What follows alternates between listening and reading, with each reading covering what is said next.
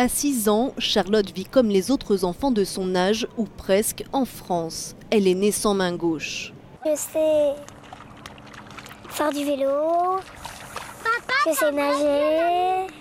Une malformation qui n'est pas d'origine génétique et n'est pas liée à une prise de médicaments ou de drogue. Sa mère, médecin, n'a pas d'explication, alors que 3 autres enfants sont aussi touchés dans le village. Des réponses pour ma fille, j'en aurais probablement pas. On pourra probablement juste, si on identifie des facteurs favorisant le savoir pour les grossesses futures, et agir.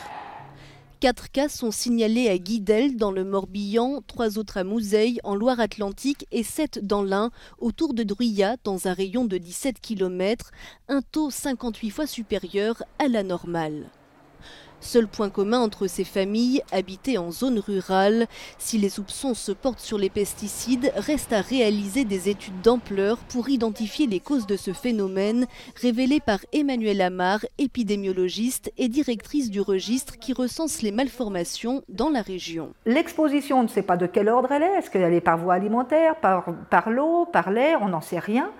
Toujours est-il que ce que l'on suspecte, c'est une substance, quelque chose, on va dire, quelque chose dans l'environnement des mers qui a été suffisamment puissant pour empêcher le bras de se former. Des cas signalés aux autorités sanitaires françaises depuis 7 ans, mais en vain.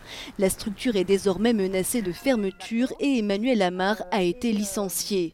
La ministre française de la Santé, Agnès Buzyn, a annoncé qu'un autre groupe de travail serait relancé sous l'égide de l'organisme qui a longtemps refusé de se pencher sur ces malformations. La députée européenne écologiste Michèle Rivasi appelle à la vigilance. Est-ce que cette équipe-là va intégrer la connaissance qu'a Emmanuelle Amar? Mais si on supprime Emmanuelle Amar, si elle ne retrouve pas son poste, vous voyez, moi, je n'ai pas de garantie qu'on aura accès aux résultats. Aujourd'hui, 4 registres de malformations permettent à peine de couvrir 19% des naissances sur l'ensemble du territoire français. Emmanuelle Amar n'exclut pas de former un recours pour contester son licenciement sur le fondement de la loi Sapin qui vise à protéger les lanceurs d'alerte en France.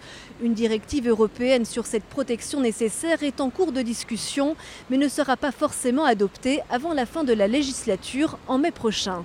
Anis Fantino à Lyon pour Euronews.